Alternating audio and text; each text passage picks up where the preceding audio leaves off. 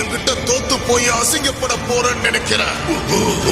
என்ன தோக்கடிக்க ஒண்ண நான் விட்டுவான்னு நினைச்சுக்கிட்டு இருக்கியா?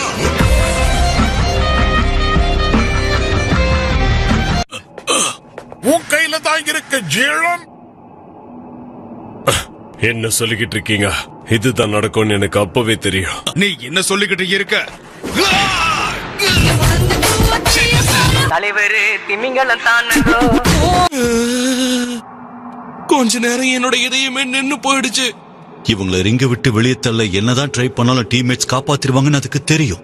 இருந்தாலும் அதுக்கு இவன் நல்ல உணவுதான். எதுக்காக நீ அவனை புகழ்ந்துட்டு இருக்க? புள்ளிங்க எல்லாம் பயங்கரம், எங்களை பார்த்த கமண்ட மயங்கி ஓய்ந்துரும்.